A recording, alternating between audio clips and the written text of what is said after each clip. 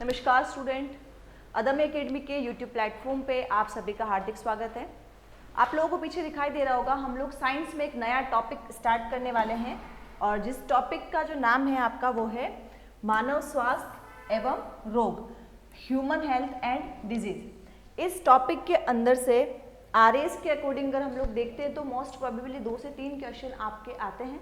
उन क्वेश्चन का जो क्राइटेरिया होता है वो किस तरह का होता है। पहला क्राइटेरिया रहता है कि वो आपसे यह पूछते हैं कि इस बीमारी का वाहक कौन सा है, वेक्टर कौन सा है, या फिर रोग कारक पूछा जाता है, या तीसरी चीज वो ये पूछते हैं कि किस प्रकार की बीमारी है, यानी बीमारी का नाम दे देंगे और आपसे ये पूछा जाएगा कि ये जो बीमारी दे रखी है वो आनुवंशिक रोग है या फिर वो आपका जन्मजात रोग है या फिर जीवाणु से होने वाली कौन सी है, विषाणु से होने वाली कौन सी है। इस प्रकार के प्रश्न जो रहेंगे वो आपके इस टॉपिक में से पूछे जाएंगे। तो आइए हम स्टार्ट करते हैं आपका टॉपिक। इस टॉपिक के अंदर सबसे पहला पॉइंट आता है स्वास्थ्य। स्वास्थ्य क्या है या फिर हेल्थ क्या है। हम लोग एक जनरल वे में क्या समझते हैं कि हेल्दी पर्सन कौन हो गया, हेल्दी जिसको कोई बीमारी नहीं है, वो बीमार नहीं है, इस प्रकार से मान लेते हैं कि वो क्या पर्सन है, हेल्दी है। बट अगर हम साइंटिफिक लैंग्वेज की बात करते हैं तो WHO के अनुसार अगर कोई व्यक्ति मानसिक, क्योंकि केवल शारीरिक रूप नहीं हो सकता है, मानसिक, शारीरिक एवं सबसे मुख्य इंपॉर्टेंट पॉइंट जो आपका ये थर्ड वाला ही है कि सामाजिक रूप से ठीक होना चाहिए। ठीक हो तो वह स्वस्थ है। क्या होना चाहिए? According to WHO, a person is fit from mental state, और क्या होना चाहिए? फिजिकली और सोशली। अगर कोई पर्सन मेंटली, फिजिकली और सोशली फिट है तो उस पर्सन को हम क्या समझेंगे? वो पर्सन स्वस्थ है, या फिर उसको हम क्या बोल देंगे? एक हेल्दी पर्सन है। कैसा पर्सन है? वो एक हेल्दी पर्सन है। अब ये तीनों पॉइंट्स क्या है? सबसे पहला आता है मानसिक, यानी कि व्यक्ति क्या होना चाहिए? मानसिक रूप से स्वस्थ होना चाहिए। उसे दिमाग में कोई पीड़ा नहीं होनी चाहिए। पीड़ा इन द सेंस स्ट्रेस नहीं होना चाहिए, किसी बात की चिंता नहीं होनी चाहिए। ऐसा व्यक्ति क्या हो जाएगा आपका? मानसिक रूप से। दूसरा आता है आपका शारीरिक पॉइंट। शारीरिक में हमारा पूरा शरीर आता है, यानी कि आपको आपकी बॉडी में किसी भी तरह का डिफेक्ट नहीं होना चाहिए। और तीसरा पॉइंट यहाँ पर दे रखा है आपका सामाजिक, या जिसे हम सोशल कहते हैं, यानी कि उसकी सोशल वेलबींग भी बहुत अच्छी होनी चाहिए, तभी व्यक्ति क्या हो जाएगा? स्वस्थ माना जाएगा। ठीक है। दूसरा पॉइंट आपका आता है, जो नेक्स्ट पॉइंट है आपका वो यहाँ पर आता है कि रोग क्या है। पहला तो आ गया कि स्वास्थ्य क्या है, दूसरा पॉइंट आता है रोग, या जिसे हम क्या कहेंगे? डिजीज कहेंगे, वह क्या है। इस शब्द को आप अच्छे से समझे। सबसे पहले तो आपको सारे पॉइंट क्लियर हो जाएंगे। डिस इज 2 पॉइंट से बना है। डिस मतलब कोई चीज अनुपस्थित होती है, तब हम डिस वर्ड का यूज करते हैं, यानी अनुपस्थित क्या होना? इज का मतलब होता है आराम। जब आरामदायक स्थिति अनुपस्थित हो उसे हम क्या कहेंगे? डिजीज कहेंगे, या उसे हम रोग कहेंगे। ऐसी स्थिति जिसमें हम आराम से न हो, आरामदायक स्थिति अनुपस्थित हो, उस कंडीशन को हम कहेंगे डिजीज या फिर रोग। यानी व्यक्ति इन तीनों पॉइंट में कोई ना कोई एक पॉइंट गड़बड़ हुआ और व्यक्ति को क्या हो गया? रोग हो गया। तो रोग की परिभाषा क्या हो गई? जब व्यक्ति आरामदायक स्थिति में नहीं है तो वो क्या हो गया? डिजीज से ग्रसित हो गया है, या उसे कोई रोग हो गया है। ठीक है। तीसरा पॉइंट यहाँ पर आता है रोगाणु, या जिसे हम इंग्लिश में पैथोजन भी कहते हैं।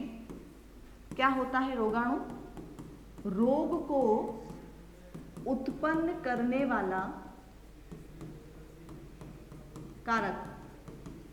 रोग को उत्पन्न करने वाला कारक, यानी किसी भी प्रकार का जो रोग है, चाहे वो ठंड लगने से बुखार आ रहा हो, मच्छर काटने से मलेरिया हो रहा हो, या कुछ भी हो रहा है जिनकी वजह से होता है, उसे हम रोग कारक या फिर पैथोजन कहेंगे। ठीक है, तो एजेंट, पैथोजन की डेफिनेशन क्या होगी? एजेंट्स विच कोज डिजीज, ऐसे एजेंट जिसकी वजह से हमें डिजीज होती है आर नोन एज पैथोजन। ठीक है, अब हमने ये तो देख लिया कि आपके क्या हो गए, आपके रोग क्या हो गया, स्वास्थ्य क्या है, ये हमने परिभाषाएं देख ली। नेक्स्ट पॉइंट आता है कि रोग कितने प्रकार के होते हैं, क्या होता है रोग, ये तो देख लिया कि रोग क्या है, आपकी आरामदायक स्थिति में गड़बड़ हो जाएगी, लेकिन रोग कितने प्रकार के होंगे। तो दूसरा जो हमारा मेन पॉइंट आता है रोग या फिर डिजीज का वर्गीकरण। तो जो रोग या डिजीज जो है आपके, उसके दो प्रकार होते हैं।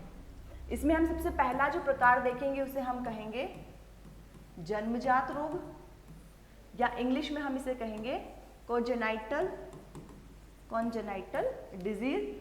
और दूसरा जो आता है वो आता है आपका उपार्जित रोग या एक्वायर्ड डिजीज। ठीक है, तो ये दो प्रकार के रोग होते हैं। देखो क्या हो सकता है, या तो कोई पर्सन जब पैदा हो रहा है तो अपने साथ वो बीमारी लेकर आ रहा है। ठीक है, दूसरा पॉइंट हो सकता है कि उसको बीमारी बाद में हुई है। ठीक है, कब हुई है बीमारी, उसको बाद में भी, पैदा होने के बाद हुई है। तो नाम से पता लग रहा है जन्मजात, जो जन्म से ही जो रोग हो। उपार्जित, उपार्ज करना, एक्वायर करना, मतलब हमने हमारे जीवन काल के दौरान जो हम रोग लेते हैं, जीवन काल के दौरान होने वाले रोग।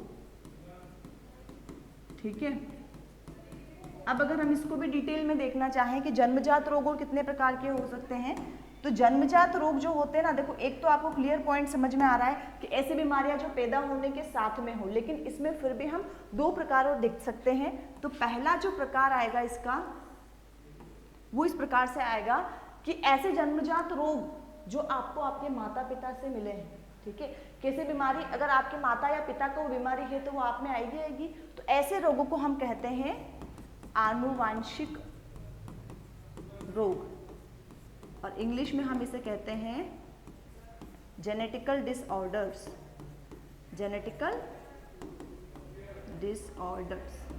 ठीक है, इसको हेरिडिटरी डिजीज भी कहते हैं और जेनेटिकल डिजीज भी कहते हैं, या वंशागत बीमारी।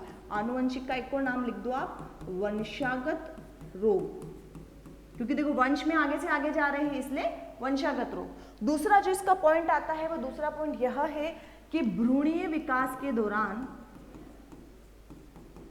कोई अबनॉर्मलिटीज हो जाए, भ्रूणीय विकास के दौरान विकास में गड़बड़ हो जाए। ठीक है, एबनॉर्मलिटी आ जाए। ठीक है, तो दो प्रकार के रोग हो सकते हैं। अभी आनुवांशिक रोग तो मैंने आपको बता दिया, ऐसे रोग जो माता पिता से आपको मिल रहे हैं, उन रोगों को हम आनुवांशिक या वंशागत रोग कहते हैं। दूसरा पॉइंट आपका यहाँ पर आ रहा है भ्रूणीय विकास के दौरान होने वाली अबनॉर्मलिटीज, यानी कि जब बच्चा भ्रूण में पल रहा है, ठीक है, माता के कोख के अंदर बच्चा पल रहा है, और उस समय बाई चांस उसमें ऐसे मिस्टेक हो जाए, जैसे कि कौन कौन सी हो सकती है भी समझना। जो हमारा तालू होता है ना, आपने कई बच्चे से देखेंगे जिनके जन्म के समय से होठ कटा हुआ होता है। ठीक है, आंखें बिल्कुल चिपकी है, नाक अच्छी तरीके से बना ही नहीं है उसके अंदर, ऐसी कोई भी जो एबनॉर्मलिटीज रह जाती हैं वो सभी आती है इस वाले के अंदर। और ऐसी बीमारियां जो उसको माता या पिता से मिली है उसे हम कहेंगे आनुवांशिक रोग या फिर वंशागत रोग, जो माता पिता से मिलता है रोग। ठीक है, संस्कार वाले मत समझ लेना, वह रोग। ठीक है, और भ्रूणीय विकास के दौरान होने वाले, इसमें आप यहीं पर उदाहरण लिख सकते हैं हम लोग, कंठित नहीं खंडित आएगा, यहाँ पे आ जाएगा आपका खंडित तालु। ठीक है, या फिर मंगोलिज्म या फिर blue baby syndrome, blue baby syndrome. इस बीमारी में क्या होता है, जब बच्चा माँ के कोख में होता है और जन्म के समय उसमें अगर ऑक्सीजन की कमी हो जाए तो ऐसे कंडीशन में उसकी पूरी बॉडी जो होती है ना वो नीले रंग की पड़ जाती है। ऑक्सीजन की कमी होने के कारण उसके अंदर क्या हो जाता है, आपका बॉडी जो होगी वो आपकी कैसी हो जाएगी, पूरी की पूरी ब्लू कलर की हो जाएगी। तो उसको नाम भी वही दे दिया है, ब्लू बेबी सिंड्रोम। ठीक है, इसके अलावा और क्या हो सकता है इन बच्चों के अंदर, कई बार क्या होता है कि जो पैर है वो मुड़े हुए हो जाते हैं, कभी कभी ऊपर वाला होंठ नहीं बनता है, कभी नीचे वाला नहीं बनता है। तो वो सब विकास के दौरान होने वाली बीमारियां इसमें आएगी। और आनुवंशिक रोग या जेनेटिक रोग जो हो जाएंगे वो आपके किसमें आ जाएंगे, इस प्रकार के अंदर आ जाएंगे। इसको थोड़ा एक बार अपन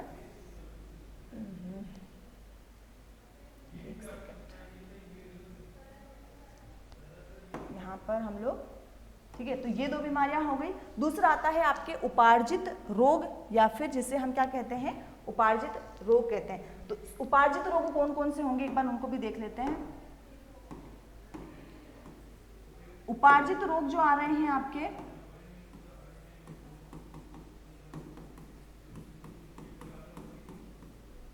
उपार्जित रोग जो हमने जीवन काल में अर्जित किए हैं। अब ये अर्जित कैसे करेंगे हम, या तो कोई इन्फेक्शन हो जाएगा, ठीक है, या हमारा रूटीन गड़बड़ होने से हमें कोई बीमारी हो जाएगी। इस प्रकार से जो भी बीमारियां होगी वो सब उपार्जित रोग के अंदर आएंगे। इसको अगर हम लोग विभाजित करें तो दो प्रकार के रोग हो सकते हैं। सबसे पहला जो रोग आता है उसे हम कहेंगे संक्रामक रोग या कम्युनिकेबल डिजीज।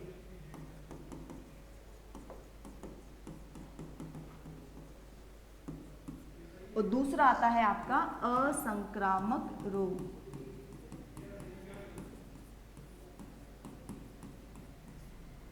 या जिसे हम कहेंगे नॉन कम्युनिकेबल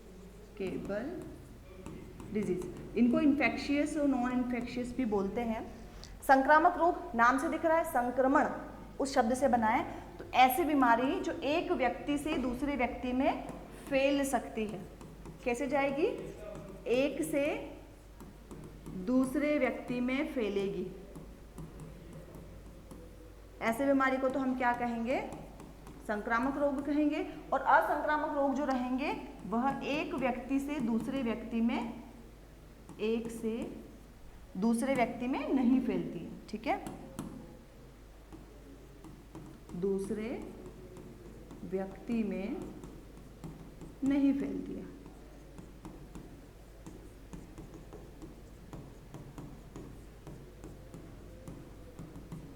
ठीक है, तो ये दो प्रकार हो गए आपके उपार्जित के। बाकी इनके बारे में हम डिटेल में देखेंगे। देखो, ऐसे संक्रामक रोग एक व्यक्ति से दूसरे में फैल रहे हैं, उसके फैलने के कई सारे कारण होते हैं। उस कारणों के आधार पर संक्रामक रोग को भी हम कई प्रकार में विभाजित करेंगे और असंक्रामक को भी हम कई प्रकार में विभाजित करेंगे। इससे पहले हम लोग क्या पढ़ लेते हैं, एक बार जो हमने पहला पॉइंट लिया था जन्मजात रोग या आनुवांशिक रोग, पहले हम उसको देख लेते हैं, फिर हम लोग एक एक करके आगे जाएंगे। ठीक है, देखो ये टॉपिक जो है ना वो इतना डिटेल वाइज है, अगर मैं लिख के आपको पढ़ाऊंगी तो बहुत लंबी लंबी वीडियोस बन जाएगी और हमें कम टाइम में अच्छा काम करना है। तो हम क्या कर रहे हैं, आपको मैं यहाँ टेबल प्रोवाइड करवा रही हूँ जिससे आपको सीधे के सीधे आपको आंसर्स मिल जाएंगे। ये जो बीमारियाँ हैं वो सभी कैसी है, जन्मजात। ठीक है, इन्हीं में आनुवांशिक रोग भी आपके हैं। जैसे पहला ही रोग जो है वो क्या है आपका, आनुवांशिक है। देखिए एक चीज आप यहाँ पर एक वर्ड समझना, आनुवांशिक और जन्मजात। सभी आनुवांशिक बीमारियां जन्मजात हो सकती हैं, लेकिन सभी जन्मजात बीमारी आनुवांशिक नहीं होती है। ये दोनों डिफरेंस आपको पता होने चाहिए। ठीक है, अब देखो सबसे पहला पॉइंट यहाँ पर दे रखा है वर्णांधता, या जिसे इंग्लिश में हम लोग कलर ब्लाइंडनेस भी कहते हैं। कौन सी बीमारी हो गई, कलर ब्लाइंडनेस। इसके अंदर होता क्या है, रोगी को लाल व हरे रंग के अंदर विभेद नहीं कर पाता है। रोगी हरे रंग और लाल रंग की चीजों को जब मिक्स आप रखोगे तो वो डिफरेंस नहीं कर पाएगा, क्योंकि वो उसको देख नहीं सकता है। इसीलिए क्यों होता है, क्योंकि यह जो गुणसूत्र है वो एक्स गुणसूत्र के ऊपर संलग्न रहता है और उसमें कोई गड़बड़ हो जाए, उत्परिवर्तन भी हो सकता है, कोई मिस्टेक हो सकती है, उस कारण जो बीमारी होती है उसे हम वर्णांधता या कलर ब्लाइंडनेस कहते हैं। इस पर आधारित प्रश्न यह पूछते हैं कि क्या यह बीमारी आनुवांशिक है या नहीं। ऐसा आता है। दूसरी बीमारी आपसे पूछ रखी है टर्नर्स सिंड्रोम। क्या होता है इसमें? इसके अंदर स्त्रियां जो होती है वो गर्भ धारण करने में अक्षम हो जाती है, ठीक है, यानी वो मां नहीं बन सकती है क्योंकि उनके अंदर अंडाशय जो है वो अविकसित होता है। जब अंडाशय ही नहीं है तो मां बनने का तो सवाल उठता ही नहीं है। क्यों होता है, कारण क्या है? तो यह इसमें क्या होता है, देखो मनुष्य के अंदर गुणसूत्र कितने होते हैं? 46। उनमें कैसे होता है, जो 44 जो गुणसूत्र होते हैं वो तो होते हैं हमारे अलिंग गुणसूत्र, ठीक है, ठीक है, या जिसे इंग्लिश में हम ऑटोसोम्स कहते हैं। ये हमारे शरीर के बाकी सभी कायिक गुणों को कंट्रोल करते हैं। और जो दो आपके जोड़ी गुणसूत्र रहेंगे वो कौन रहेंगे? लिंग गुणसूत्र। अब ये जो लिंग गुणसूत्र हैं आपके, ये क्या डिसाइड करते हैं कि मेल है या फीमेल है? अगर हम लोग नर के बारे में बात करते हैं तो नर में एक्स और वाई होते हैं, और अगर हम मादा की बात करते हैं तो मादा के अंदर एक्स और एक्स रहते हैं। अब यहाँ क्या होना चाहिए था, एक महिला पैदा हो रही है तो 44 प्लस XX होना चाहिए, बट ये नहीं बनता है और एक X गुणसूत्र की कमी हो जाती है। ऐसी कंडीशन में उसे टर्नर सिंड्रोम हो जाता है। इस प्रकार की जो महिलाएं रहती है आपकी, वो महिलाएं मां नहीं बन सकती है, गर्भ धारण नहीं कर सकती, ठीक है। अब यहाँ पर क्या प्रश्न पूछेंगे आपसे, इस प्रकार से पूछेंगे 44 प्लस X में कौन सी बीमारी होती है, उससे भी रिलेट कर सकते हैं और आपका डायरेक्ट भी आपसे पूछ सकते हैं। नेक्स्ट डिजीज आती है आपके 3rd नंबर पे, डाउन सिंड्रोम। डाउन सिंड्रोम के अंदर 21वें नंबर के गुणसूत्र की वृद्धि हो जाती है। कौन से नंबर की हो रही है? 21वें नंबर के गुणसूत्र की वृद्धि हो रही है, यानी अब गुणसूत्र कितने हो गए? 47 हो गए। तो अब 21वें नंबर का जो भी गुणसूत्र कार्य करता है ना, वो कार्य हो जाएगा गड़बड़, क्योंकि 3 हो गए, ठीक है। क्या होगा? इंसान की जीभ जो होती है वो बहुत मोटी हो जाती है और बाहर ही पड़ी रहेगी, मोटी होगी तो वो कंट्रोल में नहीं रहेगी। कद छोटा हो जाएगा। इस प्रकार के बच्चे जो होते हैं वो बहुत छोटी हाइट के होते हैं, मेंटली रिटार्डेड होते हैं, यानी मानसिक अवरुद्ध हो जाते हैं वो, और 16 से 17 साल की जो एज होती है उसमें उनकी डेथ हो जाती है। नेक्स्ट आता है आपका क्लाइनफेल्टर सिंड्रोम। यहाँ पे थोड़ा सा टाइपिंग एरर आ सकता है। क्लाइनफेल्टर सिंड्रोम, इसमें क्या होगा? इसमें एक X गुणसूत्र ज्यादा बन जाएगा, महिलाओं में नहीं। ऐसे जो पुरुष होंगे ना, उन पुरुष में बनना क्या चाहिए था? X और Y नहीं बनेगा, एक तो X, एक Y और एक X एक्स्ट्रा आ जाएगा। अब एक X एक्स्ट्रा आया, X क्या कर रहा है? मादा वाले जो भी लक्षण है वो दे रहा है, तो क्या करेगा यहाँ पर? पुरुषों के अंदर वृषण अल्प विकसित हो जाएंगे, जनन क्षमता खत्म हो जाएगी, हल्का फुल्का सा महिलाओं वाले जो कैरेक्टर होंगे वो थोड़े थोड़े उसके अंदर दिखेंगे, और ये जो बीमारी रहेगी वो आपके हमेशा पुरुषों के अंदर होती है। नेक्स्ट आपसे पूछेंगे पटाउ सिंड्रोम, ठीक है। पटाउ सिंड्रोम के अंदर क्या होता है आपका? 13th नंबर के गुणसूत्र की अधिकता होती है। देखो ये जो 3 प्रश्न आए हैं, ये 3 प्रश्न डायरेक्ट पूछे जाते हैं, मोस्ट ऑफ द चांसेस पूछते भी क्या है, क्या होता है, कौन सा गुणसूत्र बढ़ता है, कौन सा घट जाता है। तो 13वें नंबर का गुणसूत्र बढ़ जाएगा, 47 गुणसूत्र हो जाएंगे, और ऐसी कंडीशन में क्या होगा? बच्चे के अंदर उसका हृदय अल्प विकसित होगा, यानी हार्ट में कोई ना कोई डिजीज प्रॉब्लम रहेगी उसको, और वृक्क भी अल्प विकसित होगा, सिर बिल्कुल छोटा हो जाएगा, और 5 से ज़्यादा उंगलियां होगी। अब एक चीज़ ध्यान रखना, कभी कोई ये मत सोचना कि हाँ मेरे पड़ोसी के ना इधर एक्स्ट्रा फिंगर है, 2 अंगूठे हैं तो वो 5 से ज़्यादा फिंगर होगी, उसको ये बीमारी नहीं है। बाकी सभी गुण भी देखने पड़ते हैं, और मानसिक रूप से वो अल्प विकसित भी होना चाहिए, ठीक है। नेक्स्ट बीमारी पे हम लोग चलते हैं। नेक्स्ट है आपका एडवर्ड सिंड्रोम। एडवर्ड सिंड्रोम में 18th नंबर का जो गुणसूत्र है वो एक्स्ट्रा बन जाएगा। ऐसी कंडीशन में बच्चा जन्म से पहले ही मर जाएगा। उसमें भी ये रहेगा, किडनीज, हार्ट वगैरह बहुत अच्छे से प्रॉपर डेवलप नहीं होंगे तो बच्चे की डेथ हो जाएगी। नेक्स्ट डिजीज आती है आपकी हीमोफीलिया, ठीक है। हीमोफीलिया यह X गुणसूत्र से संबंधित है, यानी कि अगर किसी महिला को हीमोफीलिया है तो उसके बच्चों में होने के चांसेस ज़्यादा बढ़ जाएंगे, क्योंकि महिला से कौन सा गुणसूत्र जा रहा है? X जा रहा है, और ये X से ही संबंधित है, ठीक है। इस बीमारी में होता क्या है? इसमें अगर एक बार ब्लीडिंग हो जाए तो ब्लड के थक्के नहीं बनते, थक्का नहीं बनेगा तो रक्त का बहाव रुकेगा ही नहीं। ऐसी कंडीशन में पर्सन की डेथ भी हो सकती है, ठीक है। इस बीमारी को हम लोग शाही रोग या फिर रॉयल डिजीज भी कहते हैं, रॉयल डिजीज। क्यों कहते हैं? क्योंकि क्वीन विक्टोरिया के अंदर पाया जा रहा था। पहली बार जब देखा तो क्वीन विक्टोरिया की जो पूरी फैमिली है, क्वीन विक्टोरिया इस बीमारी से ग्रसित थी और आनुवांशिक रोग है तो उसके खानदान में सभी को भी ये बीमारी आई है। ठीक है, नेक्स्ट डिजीज आती है आपकी सिकल सेल एनीमिया। इसको बिल्कुल हिंदी में समझो आप तो दात्र कोशिका रक्ताल्पता भी कहते हैं। क्यों कहते हैं? क्योंकि इसमें होता क्या है, जो आरबीसी होती है उसकी साइज ऐसी हो जाती है,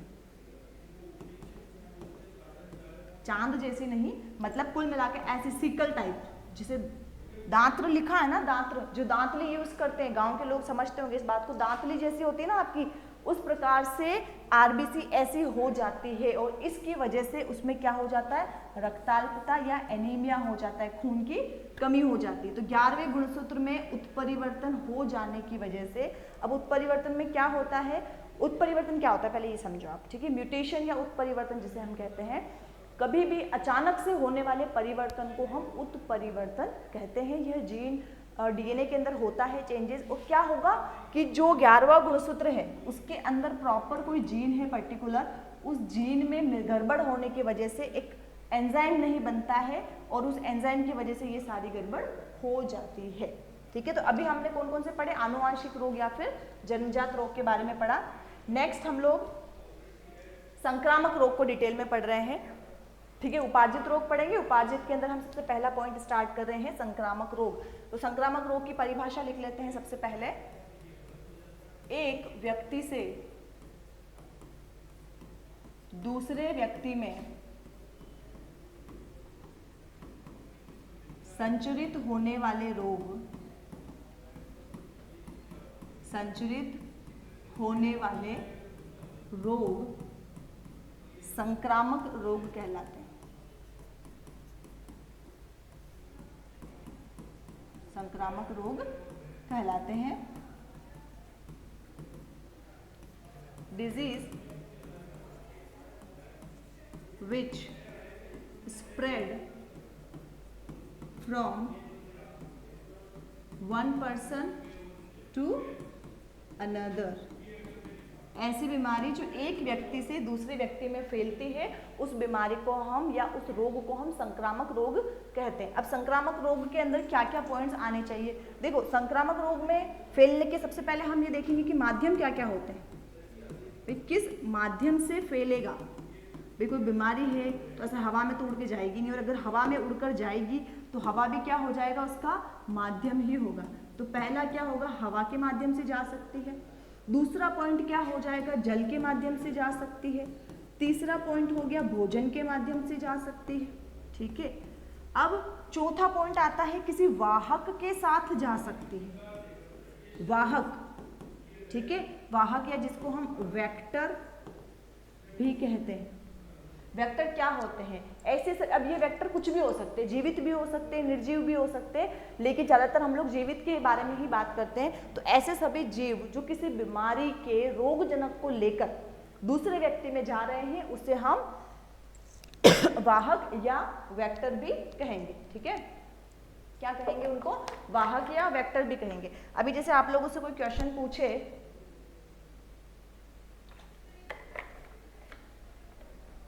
आपसे कोई क्वेश्चन पूछे कि मलेरिया किस प्रकार की बीमारी है, ठीक है, मलेरिया क्या है, आप ऐसा तो होता नहीं कि किसी पर्सन को मलेरिया हो रहा है, अगर आपने उसको हाथ लगा लिया तो आपको मलेरिया हो गया, लेकिन फिर भी वो संक्रामक रोग में आता है। क्यों? क्योंकि उसका जो वाहक है वो वाहक के माध्यम से फैल रहा है। एक व्यक्ति से दूसरे व्यक्ति में फैलता है किस माध्यम से, वाहक के द्वारा। कौन है उसका वाहक, मच्छर। ठीक है, मच्छर उसको स्प्रेड कर रहा है, मच्छर उसका रोगजनक नहीं है, मच्छर क्या है, उसका वाहक है। तो संक्रामक जो बीमारियां होगी उनमें हम लोग इन सभी पॉइंट पर गौर करेंगे। सबसे पहले जो हम लोग डिजीज लेने वाले हैं इसके अंदर, वो लेंगे हम लोग बैक्टीरियल डिजीज। चलो ठीक है, एक बार थोड़ा और डिटेल में कर लेते हैं।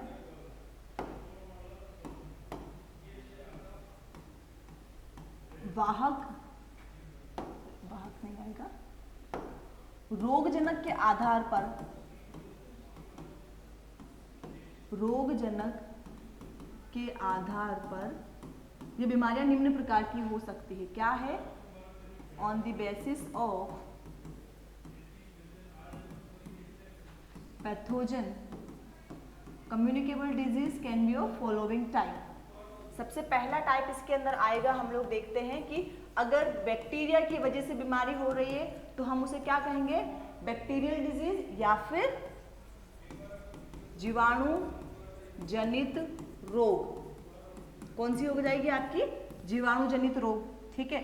दूसरा, अगर वायरस के द्वारा हो रही है तो हम उसे कहेंगे वायरल डिजीज या फिर हिंदी में कहेंगे विषाणु जनित रोग, ठीक है। तीसरा पॉइंट, ठीक है, तीसरा भी अब क्या देखेंगे, इसमें रोगजनक देखेंगे, किसकी वजह से बीमारी फैल रही है। तो तीसरा आ गया, कवक द्वारा अगर फैल रही है तो उसे हम क्या कहेंगे, फंगल डिजीज या कवक जनित रोग। चौथा पॉइंट हम देखते हैं इसमें कृमि जनित रोग।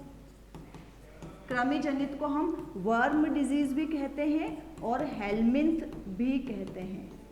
हेलमिंथ से, क्योंकि कृमि जो होती है ना वो हेलमिंथ फाइलम से बिलोंग करती है, इसीलिए हम उसे हेलमिंथ डिजीज भी कहते हैं, ठीक है। क्योंकि देखो जिस प्रकार का उसका रोगजनक है उसी प्रकार की तो बीमारी होगी कि नहीं होगी।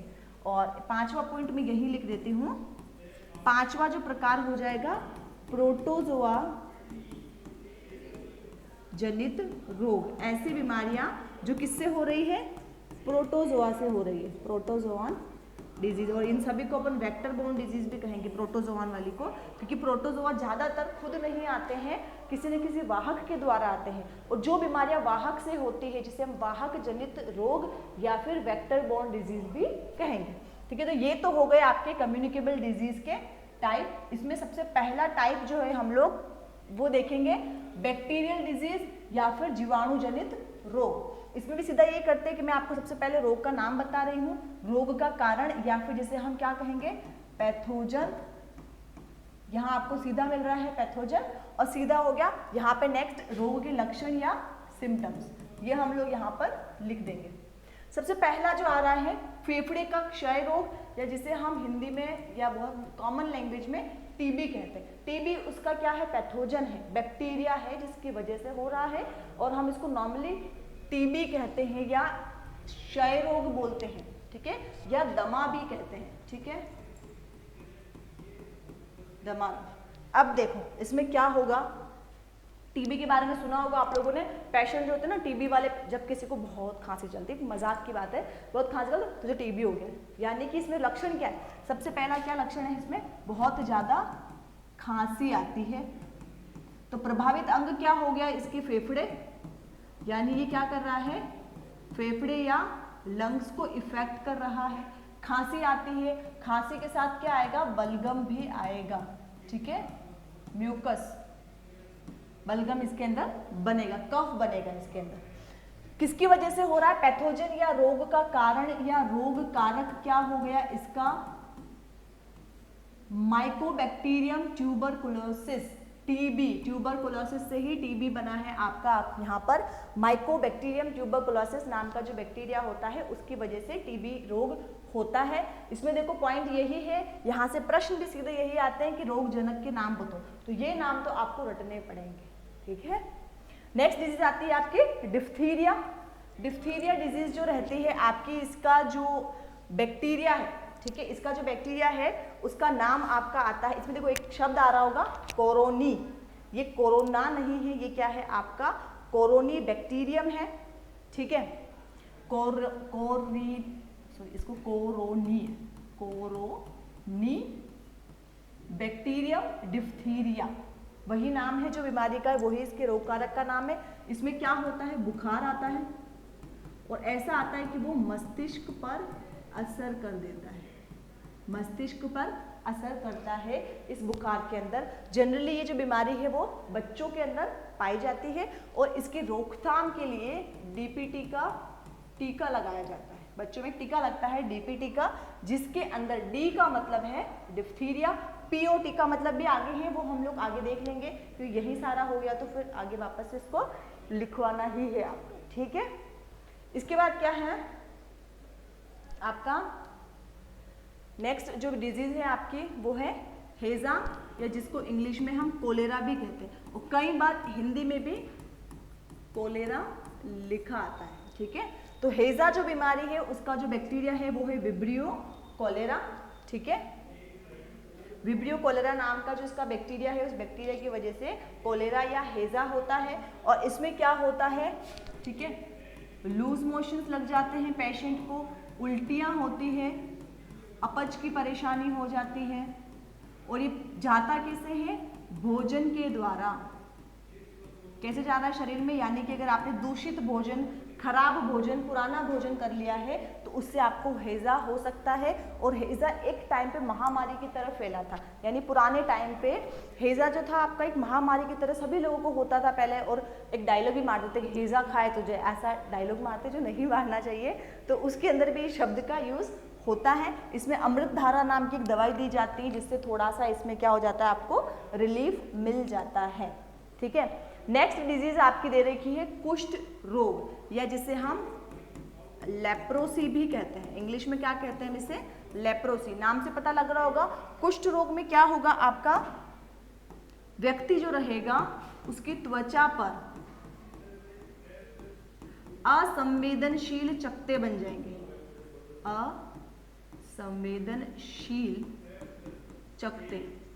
अब असंवेदनशील चकत्ते का क्या मतलब है, यानी कि जो आपके एल्बो वाला पॉइंट है, नी वाला पॉइंट है, जहाँ भी जॉइंट है वहाँ पर चमड़ी जो होगी ना वो आपकी इतनी सख्त हो जाएगी कि आप उसमें सुई भी चुभाओगे तो आपको फर्क नहीं पड़ेगा, असंवेदनशील हो जाएगा। ऐसे चकत्ते बन जाते हैं इसके अंदर, ठीक है। और इसको टच करने पे भी डिजीज आपकी फैलती है। माइकोबैक्टीरियम लेप्राई, कुछ बीमारियां देखो इतनी अच्छी, leprosy, leprae, diphtheria, diphtheria, tuberculosis, TB, इधर भी ट्यूबरकुलोसिस, टीबी। कुछ तो आपको नाम से ही सीधा याद हो जाएगा कि भाई क्या है क्या है। याद जो इंपॉर्टेंट या रखना है ना, वो क्या रखना है कि जीवाणु से कौन से होते हैं, विषाणु से कौन से होते हैं, यही चीज आपकी मेन है जो आपको समझनी है। नेक्स्ट आता है आपका काली खांसी, ठीक है, या फिर जिसे हम लोग क्या कहते हैं, पर्टूसिस भी कहते हैं, पर्टूसिस। इस बीमारी का नाम ही आपका पर्टूसिस है। तो यहाँ जो डीपीटी में पी था आपका, इस पी का मतलब पर्टूसिस है, मतलब तीनों का मिक्स लगता है। और इसका बैक्टीरिया कौन है, बोर्डिटेला पर्टूसिस। काली खांसी क्यों कहते हैं, काला रंग तो नहीं होता है। अब जनरली हम काले को गंदा मानते हैं, बहुत बेकार खराब जो चीज होती है ना वो काला हो गया। इसमें इतनी ज्यादा खांसी बनती, मतलब बच्चों को इतनी भयावह खांसी आती है, इतनी भयावह खांसी आती है कि रुकती ही नहीं है, और बच्चों में मलमूत्र भी त्याग देते हैं। मतलब इतनी ज्यादा आती है, रुकती नहीं है। क्या होता है, कंटिन्यूसली खांसता रहेगा। अब बच्चा जब इतना ज्यादा खांसेगा तो क्या कंडीशन होगी, मलमूत्र भी त्याग देगा उसको, बीच में सांस लेने इतना समय भी नहीं बचता है, इसीलिए हम इसे काली खांसी कहते हैं। पर्टूसिस इस रोग का नाम है। और इसके अंदर जो आपका वैक्सीन है वो भी डीपीटी ही है, डीपीटी का ही टीका लगता है। और इसमें जो पी है, इस पी का मतलब पर्टूसिस है, ठीक है। बीमारी का नाम आपको दे रखा है यहाँ पर। और इसको एक जनरली एक और वर्ड जो है आपका वूपिंग कफ भी इंग्लिश में इसे हम कहते हैं, वूपिंग कफ। नेक्स्ट डिजीज है आपकी धनुस्तंभ। धनुस्तंभ, या जिसको हम अगर नॉर्मल भाषा में लिखें तो टिटनेस, या फिर धनुष टंकार भी कहते हैं। अब क्यों धनुस्तंभ या ये नाम लिखा है, इस बीमारी में आपने सुना होगा टिटनेस, ठीक है, या फिर आप बहुत नॉर्मल लैंग्वेज में इसको ताण आने की जो बीमारी होती है ना। अब ताण शब्द क्या होता है, या फिर धनुस्तंभ, या ये क्यों बोल रहे हैं, जब व्यक्ति को ताण आता है ना ऐसे कंडीशन में, तो उसकी मांसपेशियां इतनी कड़क हो जाती है कि व्यक्ति पूरा धनुष की तरह बन जाता है, धनुष की जैसे ऐसे टेढ़ा हो जाता है। इसीलिए हम इसे धनुस्तंभ, टिटनेस रोग या फिर धनुटंकार भी कहते हैं, क्योंकि व्यक्ति धनुष की तरह खिंचा जाता है। क्यों खिंचता है, क्योंकि उसकी मांसपेशियों में खिंचाव आता है। ऐसे कंडीशन में क्या लिखेंगे इसके सिम्टम्स, मांसपेशियों में खिंचाव के कारण धनुषाकृति बन जाती है, और कभी कभी व्यक्ति की मृत्यु भी हो जाती है। ठीक है। नेक्स्ट, और डीपीटी के अंदर इसमें भी सेम वापस वही चीज लिख लो एक बार आप कि इसमें भी क्या है, डीपीटी का टी का, तो ये जो टी है, T is for tetanus, D for diphtheria, P for pertussis, T for tetanus. ये पटवारी परीक्षा के अंदर प्रश्न पूछा था। डीपीटी का टीका लगता है, 4 ऑप्शन थे, चारों में 3-3 बीमारियां, तीनों के नाम डी और पी और टी से शुरू हो रहे थे, बस आपको पहचानना है। इट इज पॉसिबल कि वो नाम बदल दे, जैसे टिटनेस की जगह टिटनेस ना दे और वहां पर क्या दे दे, धनुस्तंभ या फिर धनुष टंकार शब्द का उपयोग कर ले, ठीक है। या फिर क्या कर सकता है आपका काली खांसी जो है वहां पर्टुसिस ना लिखे, वहां पे काली खांसी या फिर वूपिंग कफ लिख दे, ठीक है। और इसके अलावा डिप्थीरिया जो है वो डिप्थीरिया को वो क्या लिखेगा, डिप्थीरिया ही लिखेगा, ठीक है। तो ये प्रश्न आ सकता है। नेक्स्ट आया आपका शब्द यहाँ पर टाइफाइड। नेक्स्ट टाइफाइड आ गया, ठीक है। टाइफाइड को आप गांव की लैंग्वेज में अगर हम देखें तो हम इसको निकाला भी कहते हैं और हिंदी में हम इसे मोतीझरा रोग भी कहते हैं। कौन सा रोग कहते हैं, मोतीझरा रोग कहते हैं। किसकी वजह से होता है, साल्मोनेला टाइफाई, जो इसका जीवाणु है उसका नाम है साल्मोनेला टाइफाई।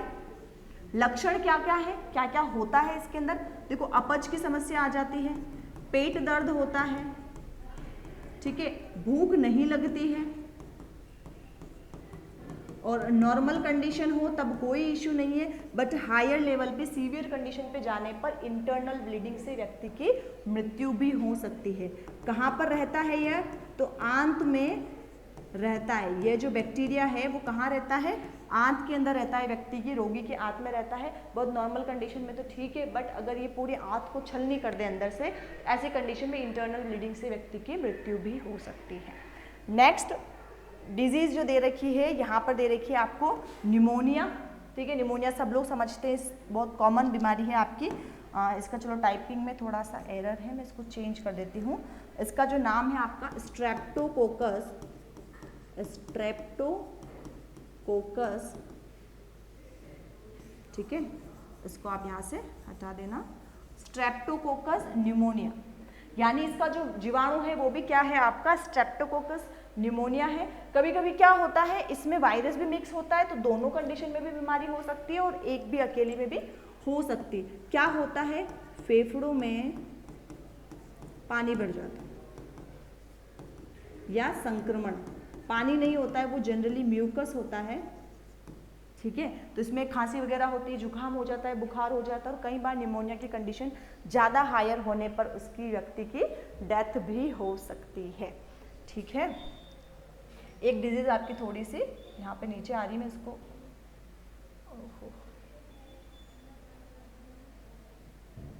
थोड़ा सा इसको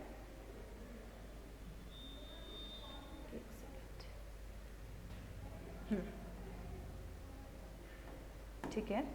नेक्स्ट डिजीज जो आपकी आ रही है यहाँ पर, ये सब चीजें नीचे आ गई, वेट,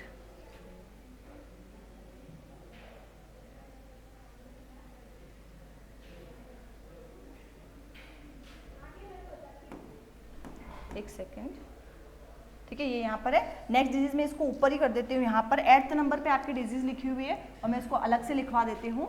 डिजीज का नाम है आपका प्लेग, ठीक है। क्या नाम है डिजीज का, प्लेग नाम है डिजीज का।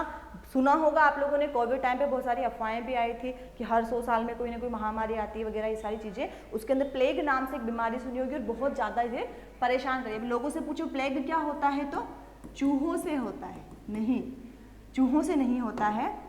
ये बीमारी होती है आपके चूहों के शरीर पर पलने वाले पिस्सुओं से होती है, पलने वाले पिस्सू, ठीक है। जो पिस्सू होते हैं आपके, जो खून पीने वाले क्या होते हैं, परपोषी पैरासाइट होते हैं ये, और एक्टो पैरासाइट होते हैं जो चूहे की स्किन के अंदर रहते हैं, ठीक है, और उनका खून पीते हैं, चूहे का भी खून ही पी रहे हैं। और ये जो पिस्सू है आपका, इसके अंदर एक जीवाणु रहता है, उस जीवाणु का नाम है आपका पोस्चुरेला पेस्टिस। अब ये क्या हो गया, पोस्चुरेला पेस्टिस रोगजनक, किसका, प्लेग का, ठीक है। अब कैसे फैल रहा है, अगर जहां पर चूहे ज्यादा है, चूहे के काटने से नहीं फैलता है, जहाँ पर चूहे ज़्यादा है तो उस वजह से उन चूहों से ये बीमारी आ जाती है। क्या होता है इस कंडीशन के अंदर, आपका तेज बुखार आती है व्यक्ति को,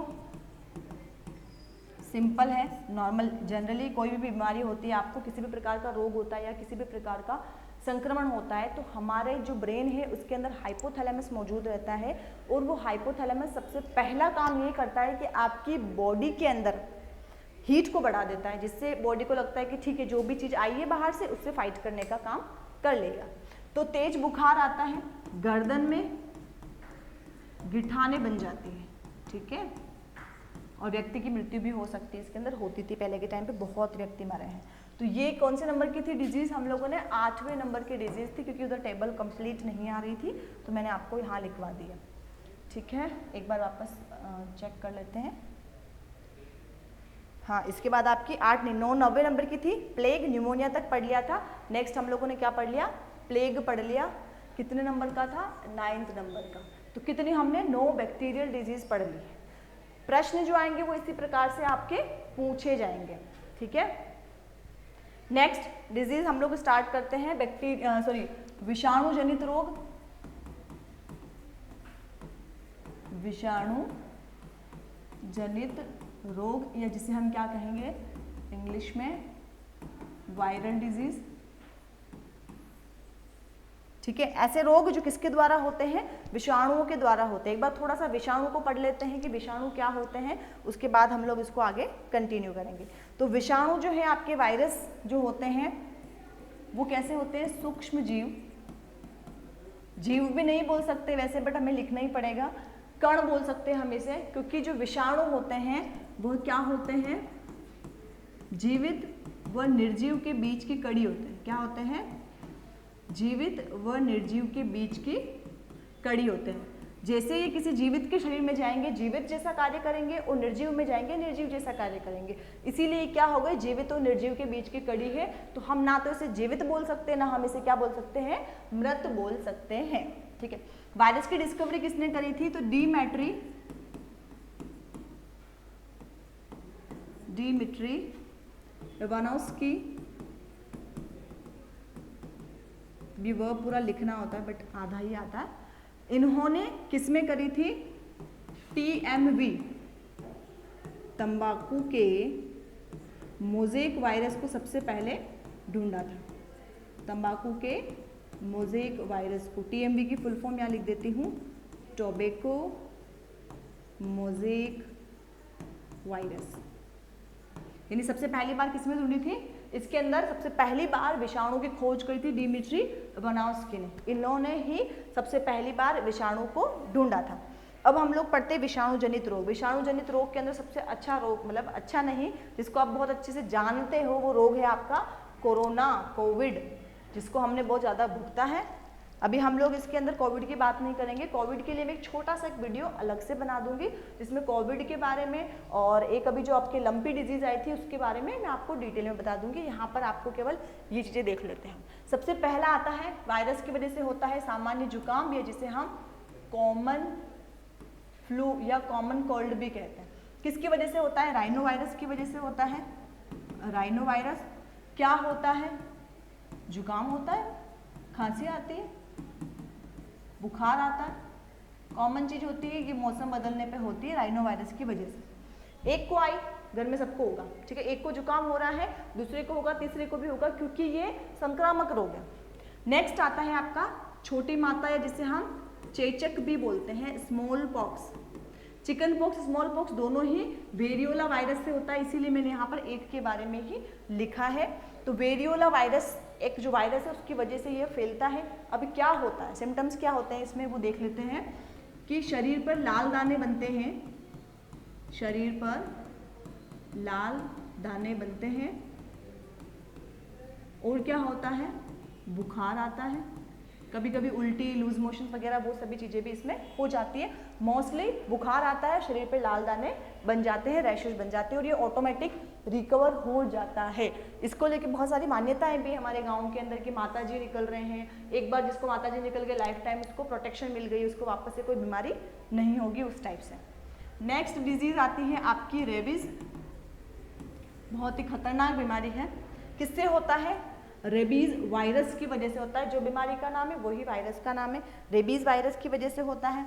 क्या होता है इस रोग में, पहले ये देख लीजिए। अगर किसी व्यक्ति को रेबीज बीमारी हो चुकी है, रेबीज वायरस एंटर हो चुका है, इसने अपना काम करना शुरू कर दिया है, तो उस व्यक्ति के मुंह में लार बनती है और पानी से डर लगता है। पानी से क्या होता है? उसको डर लगता है, जिसे हम इंग्लिश में क्या कहते हैं? हाइड्रोफोबिया। और इतना ज़्यादा डर हो जाता है कि वो व्यक्ति पानी पी भी नहीं सकता, और इस वजह से जल्द ही व्यक्ति की मृत्यु हो जाती है। यानी रेबीज होता है तो व्यक्ति की मृत्यु हो जाती है। क्यों होता है? कुत्ते के काटने से, बिल्ली के काटने से और बंदर, इन जीवों के काटने से, लेकिन नॉर्मली नहीं, पागल कुत्ते से। ऐसा कुत्ता जिस कुत्ते में रेबीज वायरस है, उसी कुत्ते के काटने पर आपको रेबीज बीमारी हो जाएगी। इसके लिए एंटी रेबीज वैक्सीन लगता है कुत्तों को, और अगर हमें काट लिया है तो हमें भी लगेगा। यानी जो पालतू कुत्ते हैं उनको तो क्या लगा देते हैं उनके पेरेंट्स? एंटी रेबीज वैक्सीन लगा देते हैं। ठीक है, पेरेंट्स मतलब जो भी उसको पालने वाले हैं वो। और अगर हमें काट लिया गया है तो फिर हमें इंजेक्शन लगते हैं, बट 14 नहीं लगते आजकल, बहुत कम, 3-4 शायद लगते हैं, क्योंकि मर्ज कर दिया है। अभी आजकल टेक्नोलॉजी बढ़ गई है, दवाएं अच्छी आने लग गई है, तो उसको भी मर्ज कर दिया है। नेक्स्ट डिजीज आती है आपकी हेपेटाइटिस। हेपेटाइटिस वायरस से की वजह से ये होता है। ठीक है, जो बीमारी का नाम है वही क्या है? इसका आपका वायरस है। अब हेपेटाइटिस जो होता है, इसको जनरल लैंग्वेज में अगर हम समझे तो हम इसे पीलिया भी कहते हैं, और इंग्लिश में हम इसे जॉन्डिस भी कहते हैं। हेपेटाइटिस 2 टाइप के होते हैं, टाइप ए, टाइप बी। ठीक है, 2 तरह के। एक तो पीलिया जो हमें नॉर्मली होता है, कुछ गलत खा लिया, कुछ कर लिया इस वजह से, और इसमें जो टाइप 2 जो होता है या टाइप बी, वो आनुवांशिक होता है। यानी अगर पेरेंट्स को है तो बच्चों को भी होगा ही होगा।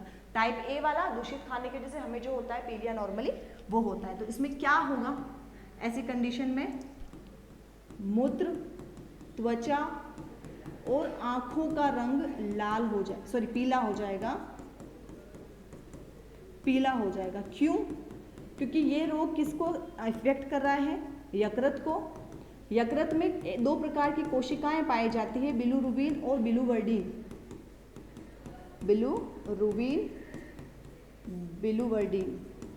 बिलिवर्डिन। ये वर्णक कोशिकाओं की मात्रा जब बढ़ जाती है, रक्त की कमी हो जाती है, तो रक्त का रंग कैसा हो जाता है? पीला। उस वजह से हमारी पूरी बॉडी भी हो जाती है पीला, और इसीलिए इसका नाम क्या रखा हम लोगों ने? पीलिया। ठीक है, नेक्स्ट आता है आपका मिजल्स, या फिर जिसे हम खसरा भी कहते हैं। ठीक है, इस बीमारी के अंदर क्या होता है? मोरबेली वायरस, इस वायरस का नाम है मोरबेली वायरस।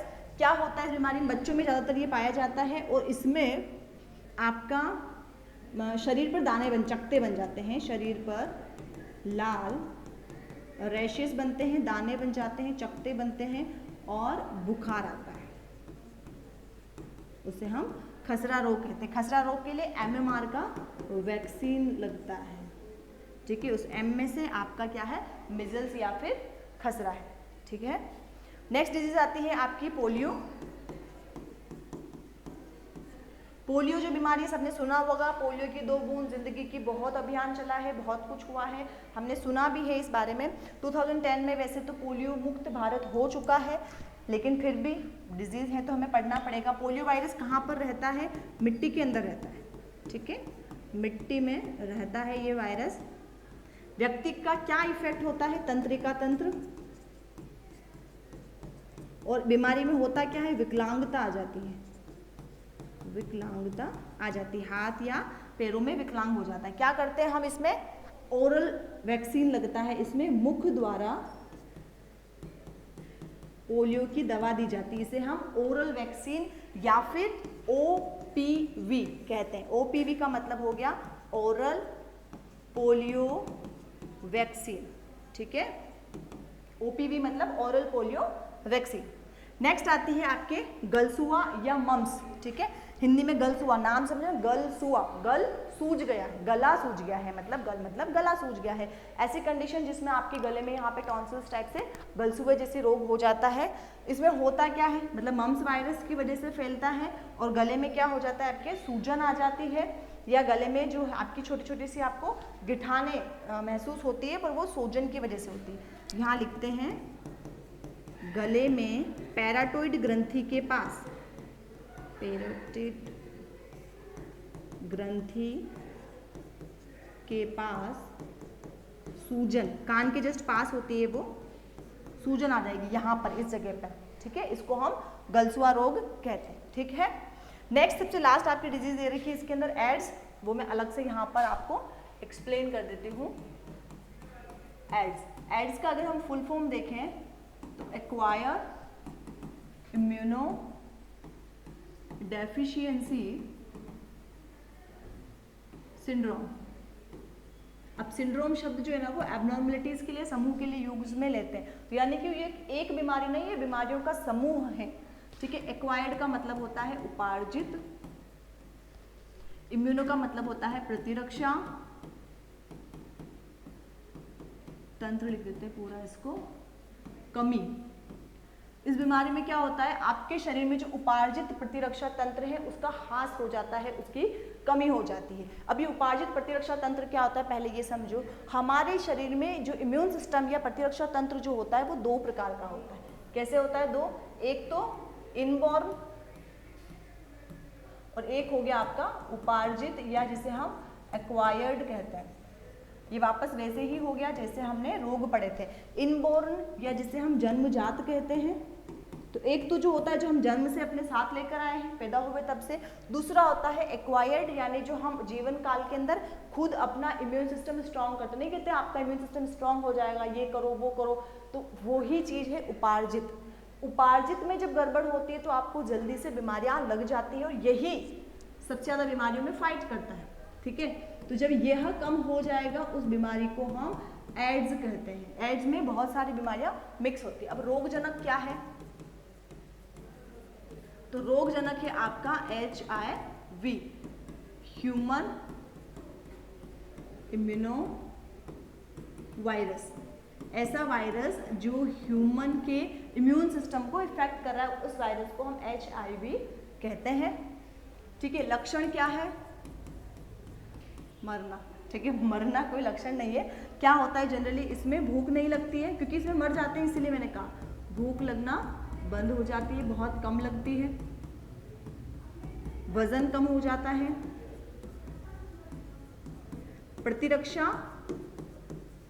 बहुत कमजोर हो जाती है, यानी कि इजीली जुकाम, खांसी, बुखार बहुत जल्दी लगने लग जाता है। फिर उसके बाद व्यक्ति का टेस्ट होता है, फिर पता लगता है कि उसको HIV हो गया है। टेस्ट कौन सा होता है? जो इंपॉर्टेंट चीज़ें इसमें बता देती हूँ मैं आपको यहाँ पर। टेस्ट या परीक्षण, तो इसके टेस्ट के लिए एक स्पेशल टेस्ट यूज होता है जिसे हम एलिजा कहते हैं, ठीक है। इसकी फुल फॉर्म अगर मैं देखूँ तो एंजाइम लिंक्ड इम्यूनो सॉर्बेंट, ऐसे, ठीक है। ये इसकी फुल फॉर्म में आपकी नहीं पूछी जाती है, आपसे सिर्फ एलिजा नाम पूछा जाएगा कि एड्स के लिए कौन सा टेस्ट करवाया जाता है, जिसे हम क्या कहते हैं? एलिजा कहते हैं। इसके लिए एक संगठन है जो काम करता है, जिसे हम नाको कहते हैं, ठीक है। नेशनल एड्स कंट्रोल ऑर्गेनाइजेशन, ये भारत सरकार द्वारा चलाया जाता है, जिसके अंतर्गत एड्स पेशेंट की निगरानी की जाती है और उनको फैसिलिटीज़ प्रोवाइड करवाई जाती है, तथा ये ध्यान रखा जाता है कि कहाँ पर कौन है जो उन्हें चिन्हित किया जाता है। तो अब तक हम लोगों ने इस जो वीडियो थी उसके अंदर हम लोगों ने ये सारी चीज़ें पढ़ने की कोशिश करी है। अब तक हम लोग संक्रामक रोग में विषाणु जनित रोग पहुँच चुके हैं। नेक्स्ट वीडियो में हम इससे आगे आने वाले टॉपिक्स के बारे में डिस्कस करेंगे। इस जो लेक्चर था, इस लेक्चर की जो PDF है, वो PDF फाइल आपको अदम्य अकेडमी के टेलीग्राम चैनल पे मिल जाएगी। टेलीग्राम का जो चैनल का लिंक है वो डिस्क्रिप्शन बॉक्स में दिया हुआ है, तो आप उस पर क्लिक करें और आपको ये PDF जो है वहाँ पर मिल जाएगी, ताकि जब मैं पढ़ा रही थी कुछ लिखने में छूट गया तो आप उसको बाद में वहाँ से लिख सकते हैं। Thank you.